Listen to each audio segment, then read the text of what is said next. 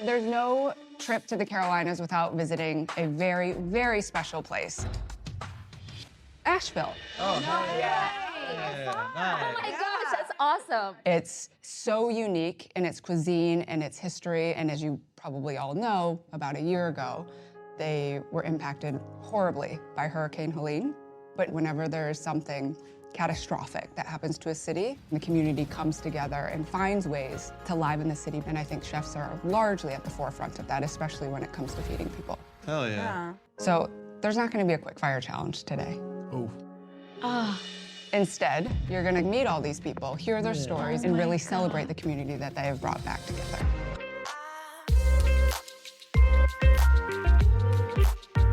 Welcome to the Eat Your Content podcast. I'm your host, Rich Herrera. Thank you for tuning in. Just a quick reminder to follow me on socials at Rich Herrera and at Eat Your Content, and to like and subscribe and hit that bell icon so you know when new episodes drop each and every week. We got a lot to talk about. Last night's episode was a banger. Lots of drama. We had snakes in the judges' table. I have had it with these monkey fighting snakes on this Monday to Friday plane. We had a chef having a crash out. We got a trip to Asheville, and joining me to talk about it in depth and in detail, Top Chef Season 22 participant, Chef Corwin Hemming. Chef, how are you?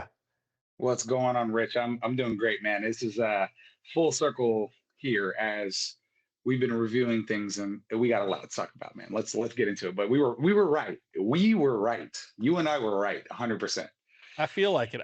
So. I mean, should we just start there and get? Let's do it. Let's Let's not go to the ladder. Yeah, 100%. Let's work. Yeah. I mean, okay. So the viral moment of the episode obviously is Jonathan brushing his teeth. No, I'm just kidding. That's not the viral moment. The the viral moment of the episode was obviously Seeger crashing out. I don't think in this new era of Top Chef I've seen a crash out quite like that. The elimination challenge really messed him up.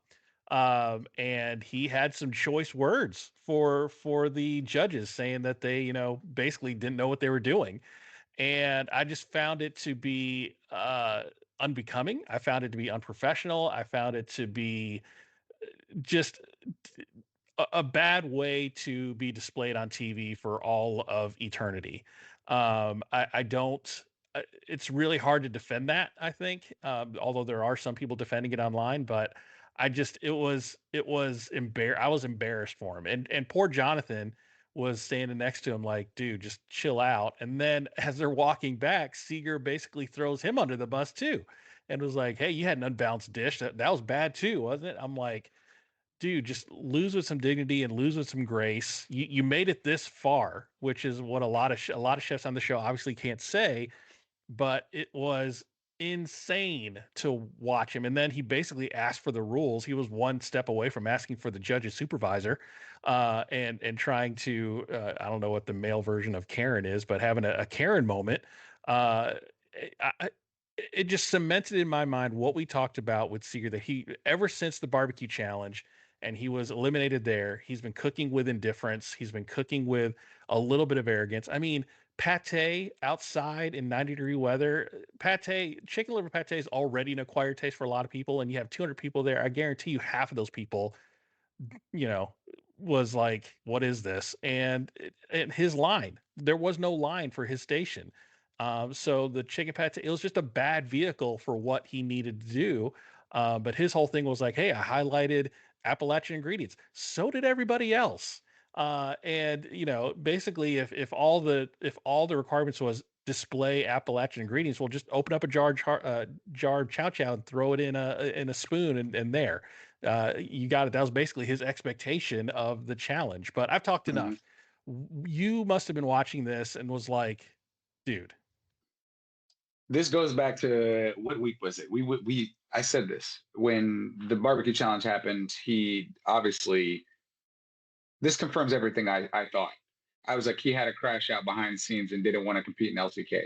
I don't need to ask him what the truth is there. I don't need to ask anybody of this season what the truth is. We know he clearly took that poorly, had a crash out behind the scenes, and said, I'm not doing Last Chance Kitchen. So this isn't the first time this has happened on the show. And I don't think the judges they were shocked, but I don't think that they should be shocked, because this is clearly not the first time. It's not the last time it'll happen. It's probably happened outside of Top Chef and other kitchens as well. It's like, bro, like Top Chef either makes the best of you, shows you where you need to progress, or it breaks you. This is not the first time we've seen it happen. Behind scenes, we've seen it happen with other people. I think this is the first time they've televised it and said, you know what? This is juicy and it's going to make for some great TV. But every season there has to be a villain. And I've kept quiet about it, but I'm like, it's been Seeger this whole time. And it sucks for me because that's who I drafted first. I thought, I knew of the guy through my Chicago network. And I was like, maybe I'll take a chance on this guy. Maybe he might be the guy to cook really well. And that was my number one draft pick. I feel like the Philadelphia 76ers right now, I feel like all these teams that missed that generational talent. What if I would have drafted Lawrence first? I'd be like, bro, I'm set. That's my number one pick. The guy has good character. He can cook. He wants to win Top Chef. Seeger, like, a part of it is like, he's not cooking to win Top Chef. It's apparent. Like, he wants to do what he wants to do. He doesn't want to buy in. He had a temper tantrum because he lost.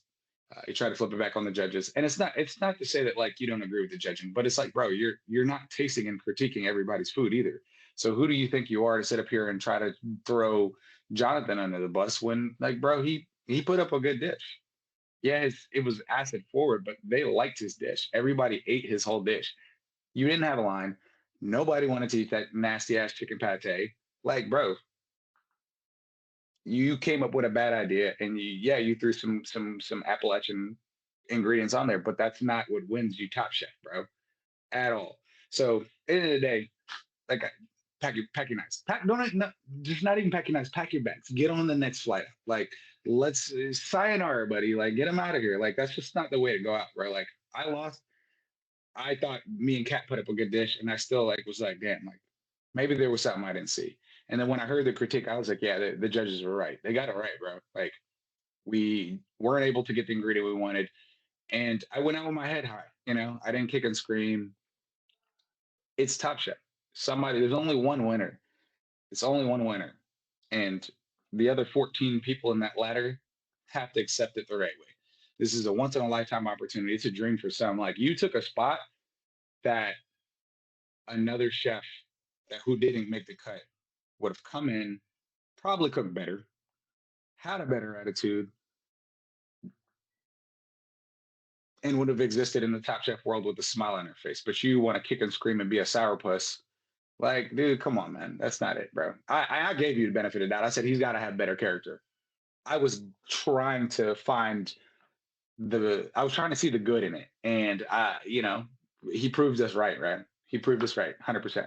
Yeah, I mean, I got to tell you, when his name was called, if his eyes rolled any harder, the earth would have tilted on its axis. I mean, it was, I was like, oh no, what are we about to see? Like, I obviously I don't know Seeger, right? I don't know if he's like this in real life or anything, but that is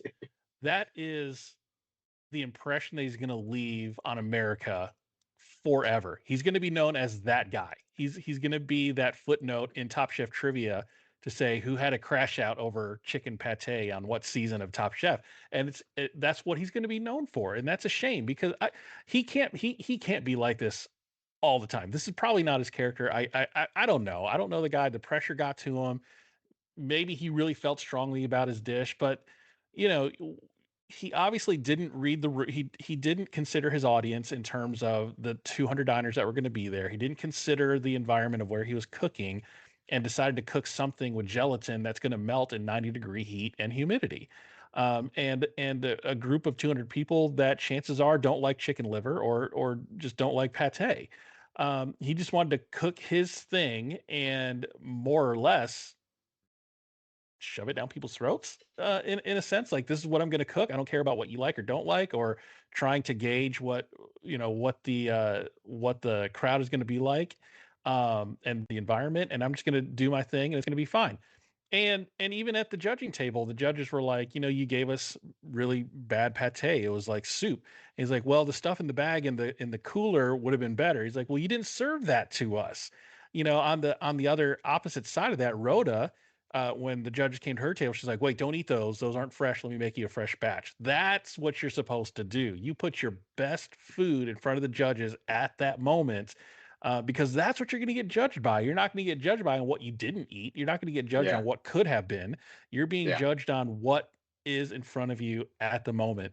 And for him to kind of say, these judges know what they're talking about. You're talking about Kristen Kish that has experienced every piece of Top Chef, from being kicked off, from being through Last Chance Kitchen to winning the thing. And then you obviously have Tom Colicchio, restaurateur for many, many years. And then you have the editor of Food and Wine magazine, that both of those two have been judging Top Chef for the past 20 years. 23 years, they know what they're looking for. They know what makes good food. And yes, you have to highlight Appalachian ingredients. That was the challenge, but you have to put it on a vehicle that doesn't suck. And it was just a bad choice all the way around, and he just didn't want to take accountability for that and go, you know what, I messed up. And even when they said, is this how you wanted your dish to go, and he goes, yep, to a T, 100%. I'm like, you can't really mean that. You can't. You had to see how your food was standing there melting as nobody was lining up to eat it, and you're like, oh man, this is not going the way I wanted it to. But it was just a really unprofessional way to go out, and I hate to see that Seeger's going to be known for this for the rest of his career. That's his fault. That was a choice he made, man. I don't feel bad for him. That's a choice. You either choose to or you're not to, and he chose to. He chose to go there. He chose to kick and scream. That's his fault, man. Like if he would have nailed this chicken pate and the judges didn't like it, but it was perfectly executed, Jonathan would be going home. Right.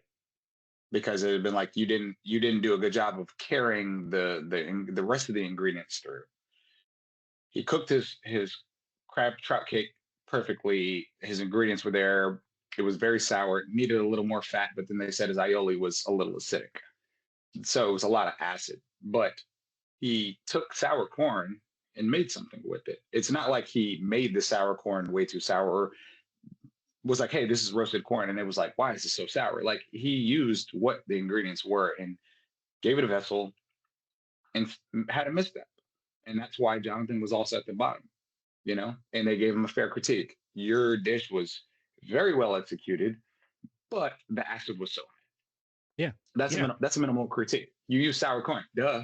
So he should have tasted his ingredients. I mean, he said it. It's like they kind of foreshadowed it too. He was like, I had sour corn when I was a kid, didn't eat corn for 3 years after that. Like, he should have known, all right, how do I balance the sour corn?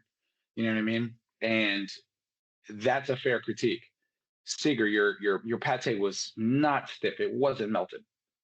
I think when you know the Top Chef world and you look at the people who have done it really successfully, look at Buddha, for example. Buddha will take something and execute it right there every single time. And that's why he went back to back. You know what I mean? Mm-hmm. Because in execution, I don't think he cooks the most amazing food in the world, but his execution and his knowledge of food is super consistent. And that is what, like, that's a test to like how you win the ladder. That's how you win out. Because in those challenges where you're consistently executing and everybody else is messing up, you're at the top, or you're at the top of the middle. But here, it's failed execution between the both of them. And Jonathan is a humble enough guy to be like, bro, this isn't how you want to go out, man. Because it was that close for him. And he would have went out with some dignity, and he would have went out with some grace. And Seeger didn't. But that's the difference. You know what I mean? That's a choice. That's a choice of character. That's a choice of like humility. That's a choice of like who you are as a person, as a chef. Like, bro, you got to take your losses and get better, man. Every day is filled with losses. Every single day you have the opportunity to win. And sometimes we fall short, even in our personal lives. That's life. But it's how you round that corner and get better. And Seeger, if you even listen to a fathom of this, bro, I would encourage you to do some soul searching and find a way to get better, man. I left Top Chef, was like, bro, I got to get better all around in every facet of my life, man. I wasn't in a season to win it. I was going for it, but looking back on it, I was like, bro, you weren't ready enough to win, because when you're in it and you're in the Top Chef world and you feel how big it is and you see the lineup that you're against and all the variables and what you're supposed to do, it's tough, man. it really is one of the hardest things you can do as a chef. I know a lot of chefs are like, oh, the TV thing. Oh, no, man, go do it. If you want to see how real it is, go do it, bro. There's no training for it other than what you come in the door with. There's no media training. There's no anything. They're not helping you. They're not there to help you. They want you to exist as you. And it's either the best version of you or it's the worst version of you. And Seeker, you went in the front of the world and you were consistently like scrunchy faced and like showing people like I knew it the whole time. I'm like, bro, I asked about him, bro. Like once the show got in the swing, I was like, yeah, what's the real scoop? And I didn't want to say anything because I wanted to see if he would get better and have a chance to like round a corner and be a better person. You know what I mean? And like that's what life is about. Like I'm no better than like any of the chefs are no better than. We've seen every season has this villain. Ours was Massimo. Massimo was doing it off camera quite consistently. And it's like, bro, like calm down, man. Like, look what you're doing. Look what you're doing.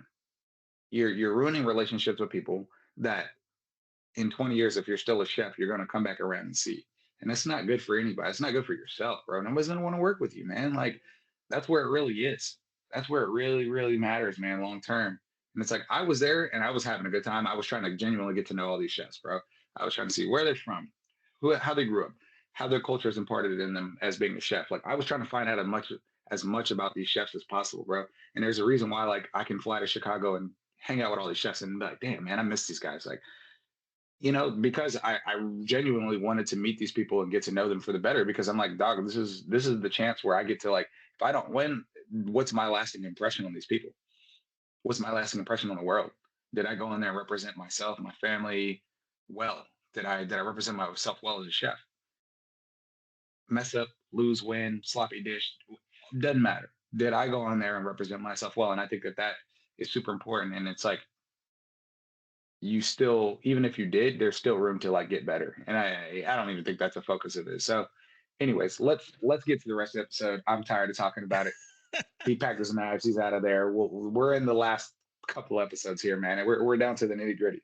Yeah, that's right. Well, down to the nitty gritty. Well said. Well said. The ironic thing I found about it is when he got eliminated for the whole hog barbecue, he also said, "Yeah, I know what I'm doing. I know how to do this." And then the pate was like, "Yeah, I do this all the time at the restaurant, and this is going to be a banger." And so it's funny that he was like overly confident on both things, and that's what he got kicked out on. But enough dog piling on Seeger. He's getting enough of it online. He posted a phone number on Instagram saying, you know, thanks for the hates in the comments. Here's a direct line. I'm like, holy cow! If he's doubling down, which is hilarious. Doubling down on that. So anyway, moving on. So 5 chefs remain. I was talking about Seeger, but we got Sherry, Lawrence, Jonathan, and Rhoda in addition. And we're heading to Asheville, North Carolina. And I love Asheville. I used to live in Johnson City. It was about an hour away. We went to Asheville fairly regularly. It's so beautiful. It's just set right there in the mountains of the Smoky Mountains there. It's an artsy town. It's friendly. It's folksy. It's weird in the best possible way.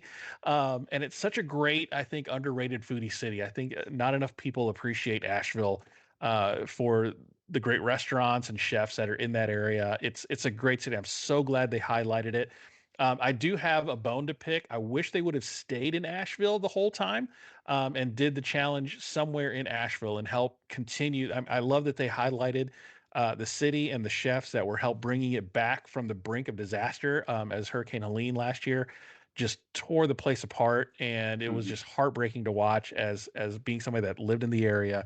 I really wish they would have stayed in Asheville the whole time because that first half of that episode where we got to learn about the different chefs and about Asheville and what they were doing to revitalize and rebuild was so inspiring and so great to see. I would have loved to have seen the whole competition there instead of going back to Charlotte for the elimination challenge. But I'm glad it was there. I'm glad it was highlighted. So Asheville, wonderful city. Go visit if you've never been. It's great. It's lovely, lovely city. But there's no quick fire. So we talked about them touring, and I want to talk a little bit about the stops that they made and how they highlighted the different Asheville ingredients, because the challenge is to create a dish using 2 native Appalachian ingredients. So the first stop is they go to Good Hot Fish by Ashley Shanti. She's from Top Chef Season 20. That was in Houston. They introduced pawpaws again, so pawpaws made a comeback, and we had grits, and then something called leather britches, which is dried beans hung on a string. So what did you think about good hot fish, kind of the stories that they were being told, and in general the different stops that they made along the way? I'm gonna reharp on something. I don't know if you can tell, but I'm fuming a little bit. So this is why Top Chef is great because if they're in your city, they're gonna find you. They're gonna put you on. They're gonna promote you. That's what Top Chef does, bro. It's you're forever in the Top Chef world if you do it right. And Ashley Johnson has a restaurant. She was on season 20. She did well. And they came back around, highlighted her restaurant in the city that just got decimated. And that's what Top Chef is about. That's one of the best things about Top Chef is that in in a couple years, they're going to come find you. They're going to, hey, Kristen, do you want to be the host of Top Chef? She was on season 10. 20. You know what I mean? No, Kristen. Oh, Kristen. Yeah. Yeah. Season 10. Kristen was on season 10 and now she's the host. All these years later, Yep. they're gonna come find you again and they're gonna be like, hey, let's work together.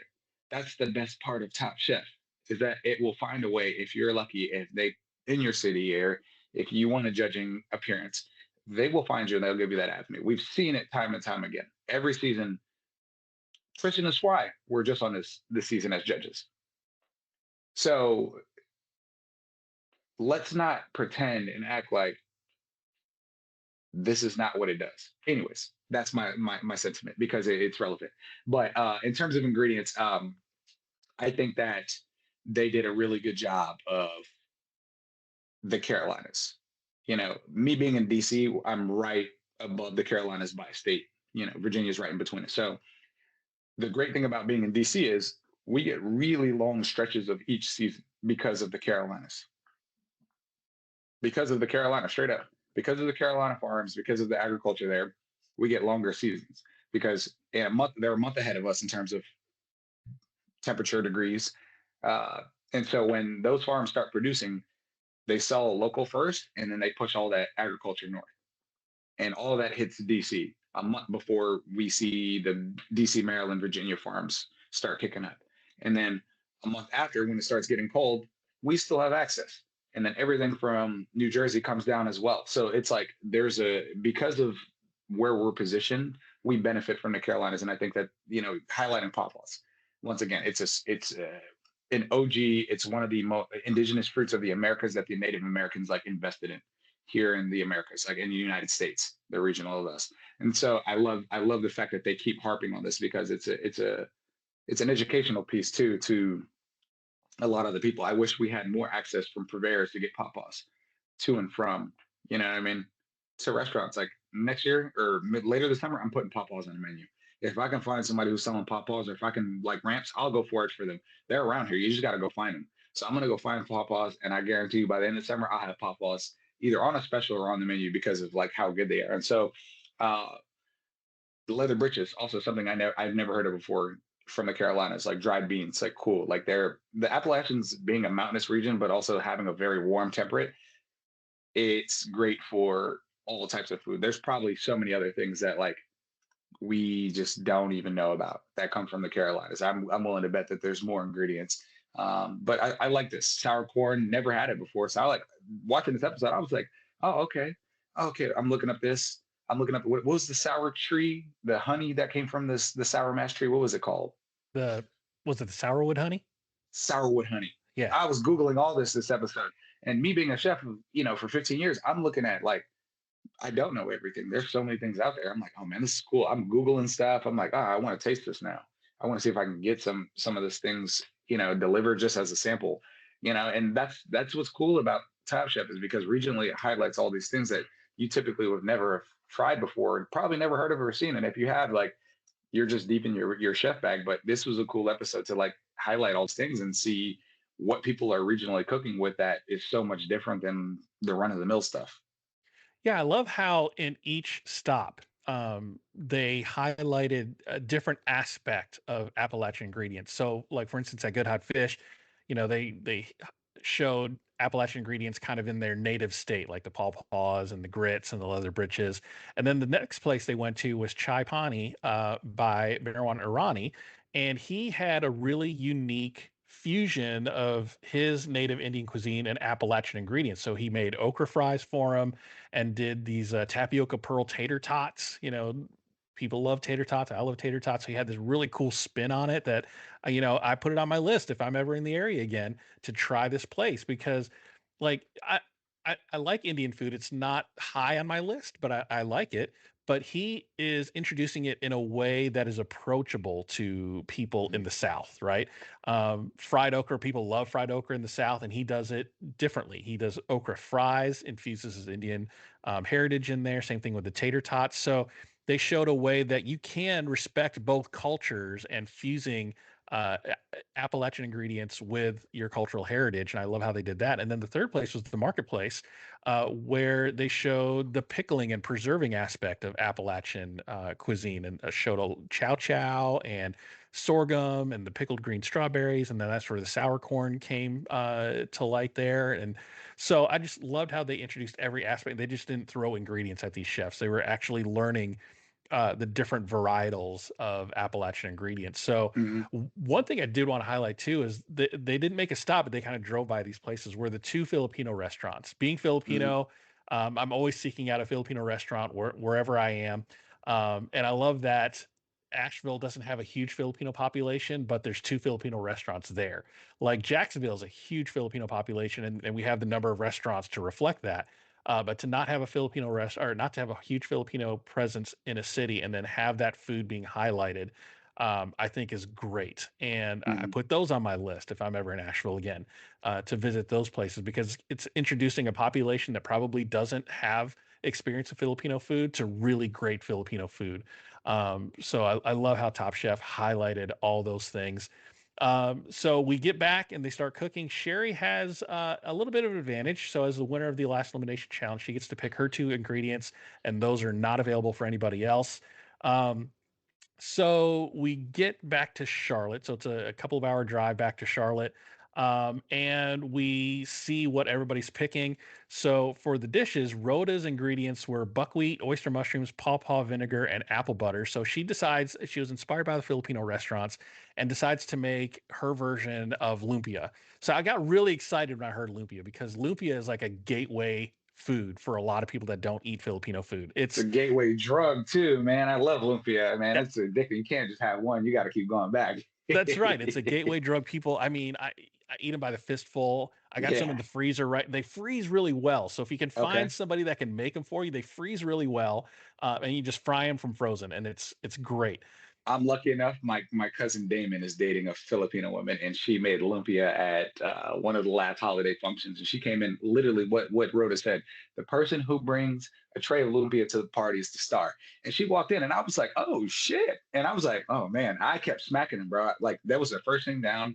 The rest of the food wasn't ready, and I was snacking on lumpia, and they were fire. Like dipping sauce, get you some like sweet chili or like whatever your condiment is with them, man. I was eating them. So I'm a fan of Filipino food. So this was cool to see. Like Rhoda was like, this inspired her to go deeper in her bag here. Yeah, she really represented Filipino food well, and yeah, lumpia is very addictive. It's got that crunch and it's got that great savory filling, and then you do combine that with the Thai chili sauce, and it's like the perfect bite of food. I was on Facebook in a Filipino group, and somebody said, how do you store leftover lumpia from a party? And somebody commented, what kind of lame ass party did you have to have leftover lumpia? Like there is never leftover lumpia at a party. No. So I loved her version of it where she steamed and rolled cabbage. Because at first I was like, lumpia, perfect. The perfect vehicle for this type of party where 200 people that don't have a lot of exposure to Filipino food. What a great thing to have. But then she didn't do the traditional lumpia. And at first I was kind of like, is it really lumpia at this point, or is it stuffed cabbage? Right. So I kind of, the traditionalist in me was kind of like, why didn't you do the traditional lumpia? You sound like Tom a little bit here. Uh-oh. I mean, I'm only speaking from, this is the only experience I can because speak it's from your culture. Filipino food. It's my culture, my heritage. I grew up on this stuff. Like when you're introducing lumpia to a new population, you go simple. You go and you do the lumpia wrappers. You deep fry them, golden brown, delicious. Chef. You gotta go for it, man. You gotta run it up, man. You gotta give people something they've never seen before. Like if Tom, Gail, Kristen, they've had lumpia before. Like you can't just give them lumpia and throw a sauce on it, because then you're just like, anybody can make that. You got to take your inspiration and give it a twist and put it up and then show them something that like they've never seen before. And I think this is the perfect vessel for it. You know, she made it palatable to where it wasn't something unfamiliar in the South. Stuffed cabbage is like, you see it. We see it across the Americas. We see it across cultures, right? She made a buckwheat chili crisp. She got really in her bag. So she took everything that, like, this is what we've been saying since the beginning. The people that go far in this competition are going to be the people that stick to the cuisine of the season, which is the Carolinas, and then they put their spin on it and do it well. How Seeger made it this far, we're just going to keep our shit. How he made it this far by not doing that, it's like, bro, he won a competition here and kind of like, you know, muttered along. It's like kind of the villain kind of sticks around. They need the villain to stick around a little bit. You know what I mean? Like, they can't just have everybody like bright and cheery. But nonetheless, it's like you need to transform the cuisine and make it you. That's what the judges really are there for. They want to see the person who wins this is going to do it the best. And we've now at this point, like, I'm willing to bet that I was right last episode. Is it who's going out next? Who's going out next? We can kind of tell because Rhoda's got her confidence back. We saw how she started. If she finishes how she started, Lawrence is in trouble. Lawrence is the front runner right now, and Sherry's got a chip on her shoulder. And Jonathan is kind of like having a little misstep. Is he out next? Yeah. You know, that's how this is playing out. That's 100% how this is playing out. You know, in a perfect world, Lawrence is the good guy and he takes it home because he's been cooking well. But he's got to execute in this finale. He's got it. He's the clear guy that's been doing it consistently. But that doesn't always guarantee you a win. I've said it. The ladies are taking over Top Chef. We haven't seen who was the last woman that's won Top Chef. Let's go back through history books. Was it season 20? No, season 20 was Buddha. Let me Google it real quick. It might have been season 19. It's around 20. There was a woman. She's Asian. So 19 and 20 was Buddha. He did back to back. He won back to back. 18 was Portland. Gabe won that one. Yeah, we shall not speak his name. Let's see. All Stars LA. Melissa King was the last female. Melissa King was the last winner. Yes, Melissa King was the last winner. She's legit. You know what I mean? Yeah. Like, so we haven't had a female winner since then. If that's the last woman that's won, am I correct? Yep. So are we, Lawrence? You gotta take it home, Lawrence. I think it's the two ladies and Lawrence in the finale. We've always seen like two guys and a girl in the last couple seasons. You know, I think we're at the spot where we see. I don't know. I think in a perfect world, Lawrence wins, but I don't know what happens in the finale. We'll see together, but 2v1, man. Yeah. I mean, I will say, as miffed as I was about Rhoda not making traditional lumpia, I get why she didn't. And this is why she's a professional chef on Top Chef and why I watch her from my couch eating a bag of chips. she, you know, I thought about it, I was like, oh my God, she's going to have to roll 200 lumpia. And that's labor intensive, man. That's an activity that you do. My grandma used to do it, watching her stories on a TV dinner table in the living room. It's just so labor intensive. Like, there's no way by herself she's going to roll 200. I think she's in over her head. I don't know if she's going to do it.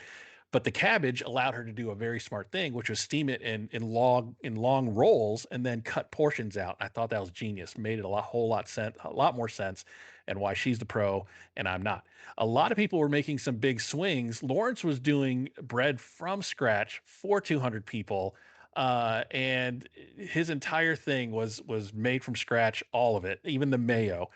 So everybody knows, you know, where we're at in the competition. You got to make those big swings because you're getting judged on nitpicky things. Like that sour corn that Jonathan had is an example of that nitpickiness. Like 4 challenges ago, that probably wouldn't have put him in the bottom. But now when there's nowhere else to hide, you have to pick up on things like that. And him baking his own bread at that point and not pulling out, you know, some King's Hawaiian rolls was probably a smart thing for him to do. So a lot of big swings with Rhoda's lumpia and Lawrence's sandwich there, I think, were the right calls. So let's talk about Jonathan for a minute. He was on the bottom with the sour corn. He did sour corn, ramp bulbs, and pickled green tomatoes. He ended up making a mountain trout and crab cake. with sour corn and peach relish, sage, and apple aioli. It was too acidic, and I mean, he had everything you said in that sentence was like, it's all pickles. It's all yeah, pickles. Pickle ramp all bulbs, pickled stuff. just all pickles. And when he was on the bottom, he sort of fought back a little bit, right? Mhm. They said it was too acidic. He's like, well, I was highlighting sour corn. That was kind of the point. But he said there has to be balance, right? You can Mhm. highlight sourness without it overtaking the dish. And I think that's where Jonathan tripped up a little bit, is that sour corn overshadowed the entirety of the dish. It overshadowed how good that trout cake was. The aioli that should have provided some balance was too acidic on its own. He was depending too much on sweetness to balance out that acidicness with the Mhm. peaches and some honey, but it just wasn't enough. So I thought it was a good idea, and I think his head was in the right place, but it was just out of balance. Mhm. He Yeah, was close. I think an adjustment or two, a really rich sauce that would have been like fatty to be able to cut through with the crab cake would have been better. I mean, he just everything was just it was just a lot of acid. I mean, even when you read the description, I'm like, I'm not surprised there. Like the judges got that one pretty spot on. Tom did give him a couple shout outs though. They ate his whole dish. They said it was delicious. It yeah, was executed very well. I mean, Tom had some questions. Why crab? You know, and he said he stood on it. I like the texture of what it imparts. He also seared 200 of them very well throughout his whole service. And so he yeah. did a lot of things. He did all the things right in terms of getting to there, but the pickles. And so, you know, it's you just sometimes you don't got to be the worst. You just don't got to be the worst. But Right. like you said, at this point, you can't hide behind anything, man. Like the person who messes up next is like going to be the fourth person, and you're going to miss out of the top three. And it's like, does Sherry mess up? Does Rhoda mess up? Does Lawrence mess up? Does Jonathan mess up? We've seen everybody mess up. So at this point, it's anybody's game. And in my opinion, it's anybody's game. I have my preferences or who I think is going in the right direction. But at this point, it's anybody's game to like, you're two cooks away from winning Top Chef. You're Yep. essentially two cooks away. And at this point, it's like, bro, I'm coming with it. If I'm any of these four chefs, bro, I'm coming with it. Like I saw in your last episode, you know, you said that to Anthony. Like I was just as shocked as everybody else was. Anthony could have been there, bro. He's three cooks away, man. He was right on the cusp of like being in that finale. And you know, we called it a couple episodes ago. I'm like, if it's anybody, it's him and Lawrence. But you know, he made a mistake, man. You can't at this point, you can't hide behind anything. You're not gonna get by. It's not gonna escape by. It's not good enough. There's nobody to hide behind.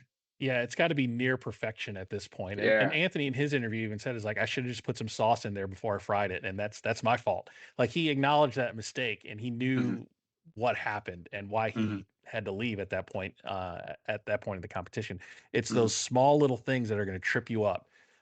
So you gotta come with perfection all the way through, especially getting to the final five, final four. Yep.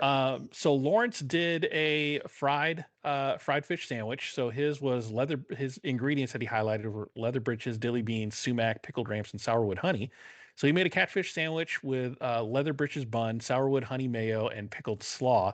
Sourwood honey mayo sounds delicious. I love honey in all varietals, so that sounded really good. And I thought it was interesting to incorporate the leather britches into his bun. The judges thought it should have been more. They didn't really get it.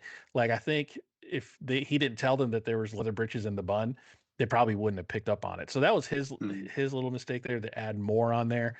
But overall, it was a good looking sandwich. I mean, he knew exactly who he was serving this for. Mhm. Fried catfish, huge in the South. Sourwood honey, huge in the South. And it's relatable. It's something that people understand what this is. It's just an elevated version of it. Mhm. So what did you think of Lawrence's dish here? Man, that's a 2 a.m. drunk snack right there, man. I would eat that up in a heartbeat. I mean, let's be real. Catfish isn't for everybody. If it's not good catfish, it definitely has that muddiness to it. But you know, he stuck to the challenge. He cooked something for the people, and I think that's where it's like really important to as somebody that's competing on Top Chef is to you got to read the room every single challenge. Am I cooking for 9 people?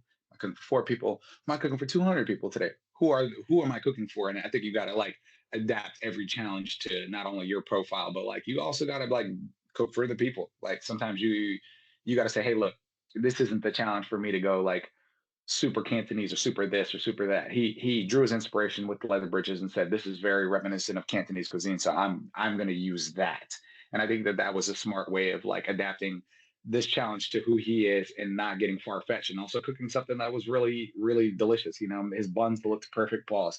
And so, you know, he was able to just stay consistent. You know, you don't got to be the strongest sometimes.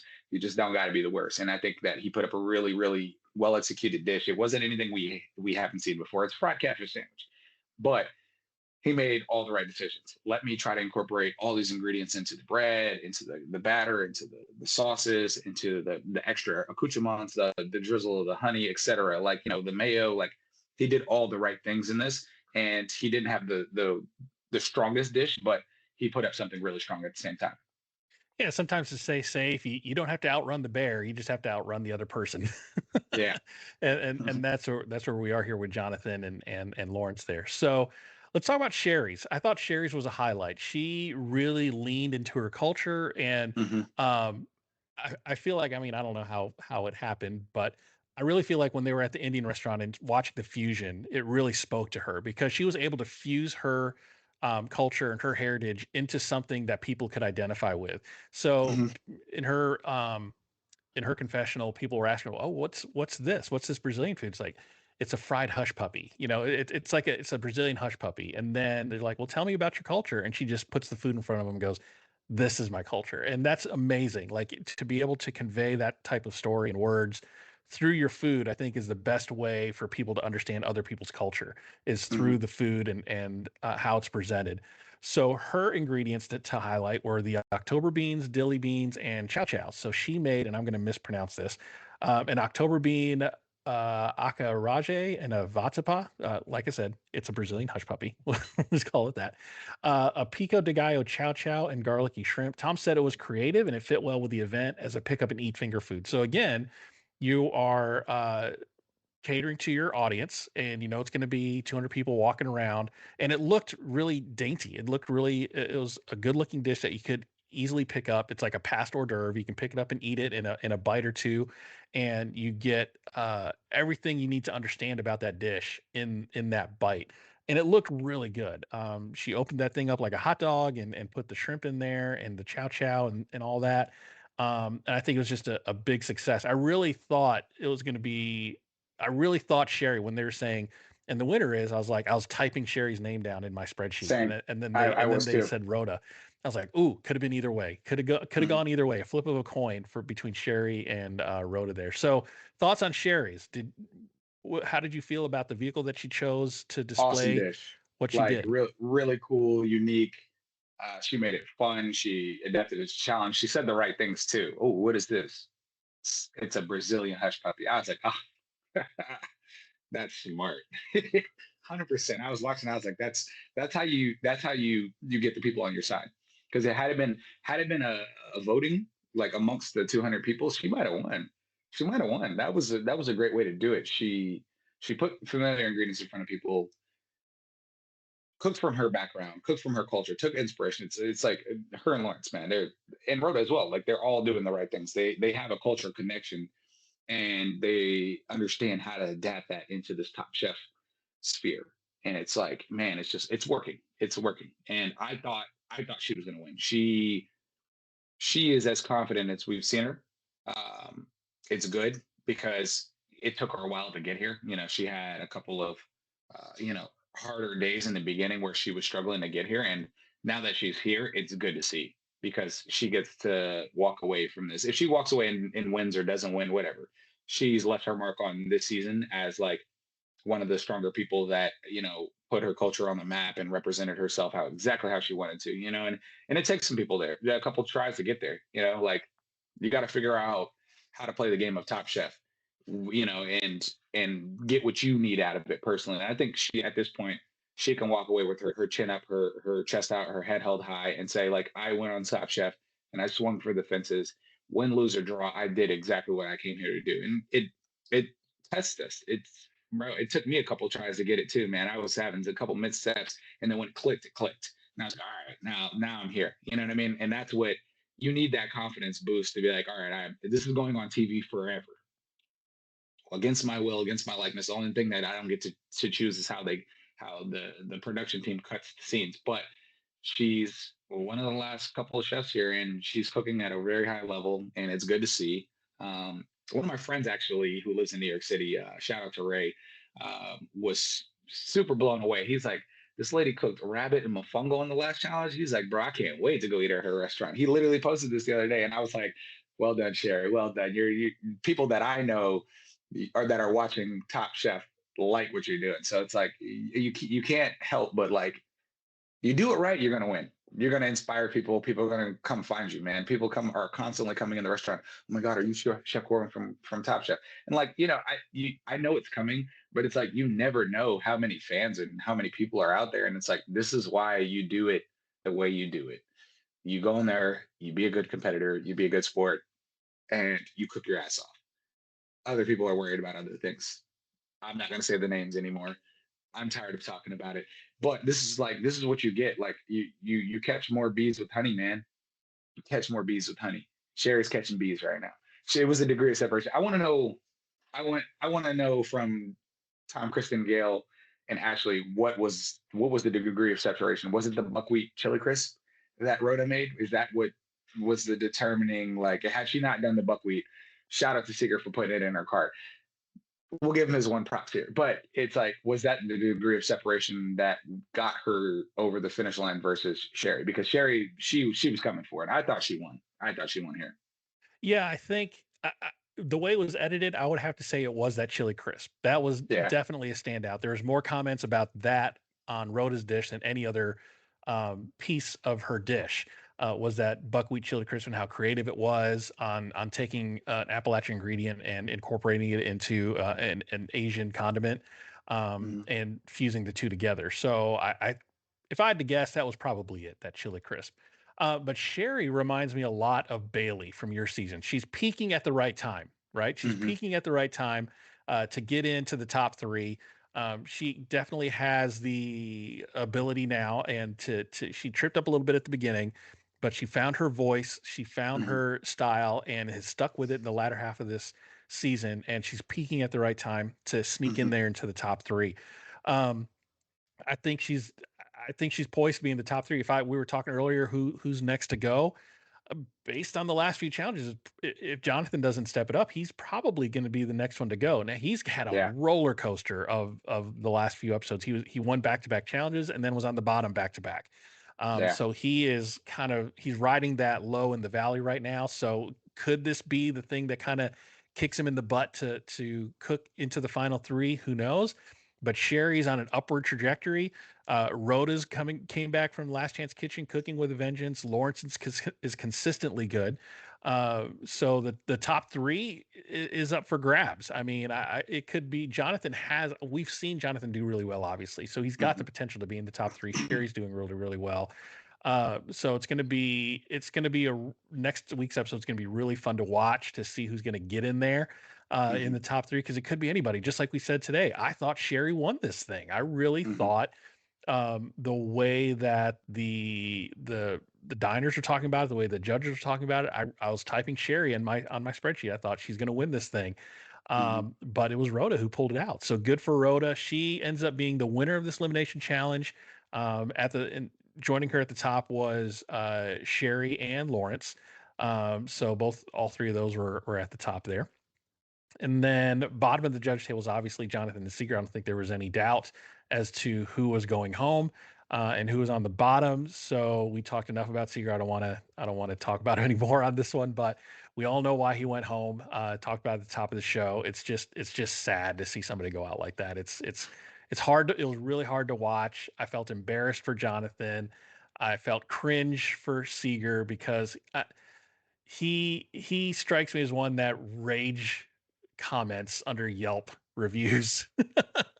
And it was just sad to watch. But overall, I thought it was a really great episode. This is probably the best episode to date in the Carolinas so far. Just the way they highlighted Asheville, the way they highlighted the resiliency of the people there that stuck around, and it was the chefs that brought people together. And there was a comment in the show about how food brings people together, and that is so true. And it really, you get a warm meal in your belly, and you don't feel like all hope is lost. And the way that Asheville's been able to rebuild, when that happened last year, the moment they said Asheville is open for tourists, we went. We wanted to show our support and put some money into the city, and we went and stayed for a couple of days and had a great time. So props to Asheville. Love seeing it. I want to see a whole season based in Asheville.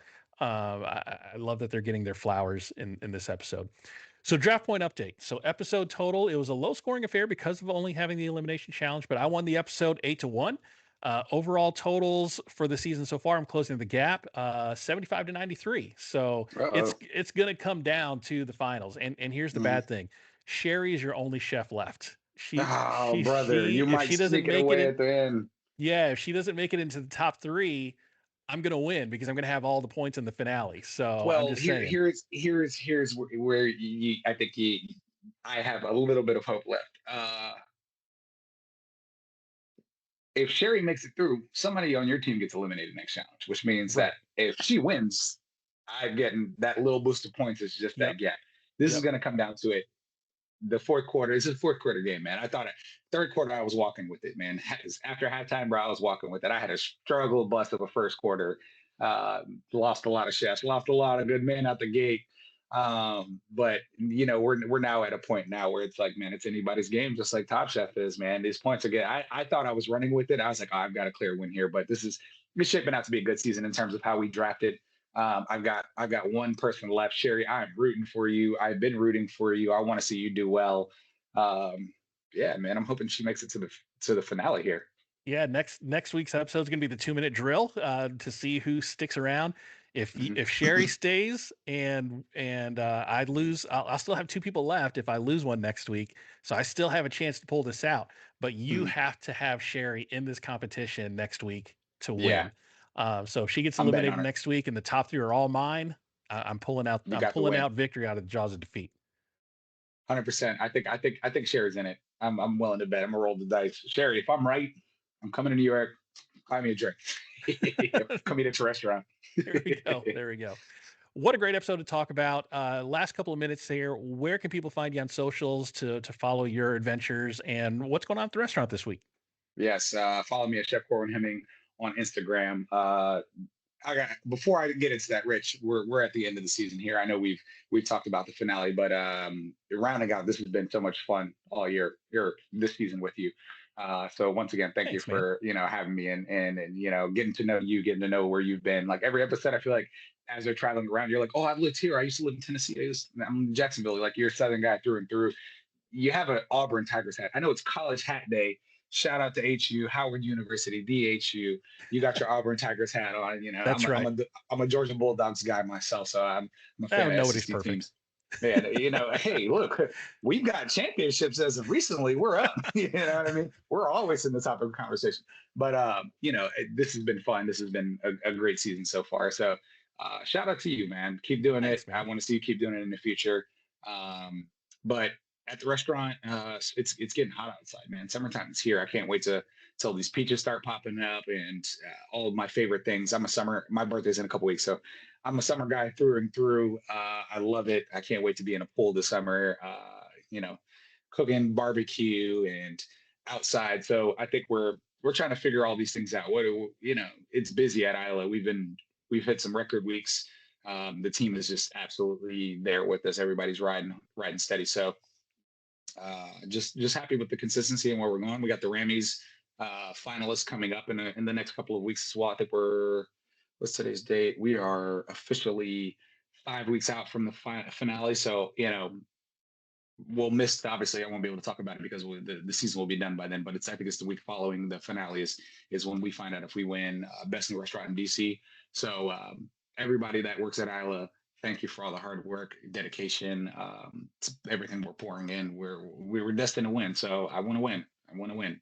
I didn't win Top Chef, but I got other opportunities because why? When you work hard and you treat people well, life guarantees you opportunities to continue to win. Hope that the person that should be listening to that message hears that and, goes and finds a therapist and, does some self-reflecting and figures out how to get better. But I'm not going to say any names because, we're done with that. But, that's it for me for this week. I can't wait till next week. We're in the last couple episodes, man. I'm super hyped. I want to see who wins. Who wins. Who's the next top chef, guys?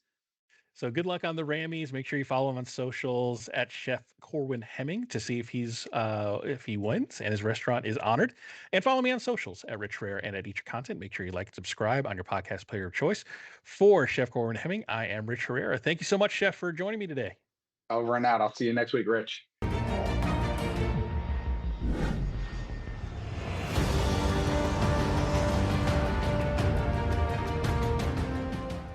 Thanks for listening to Eat Your Content.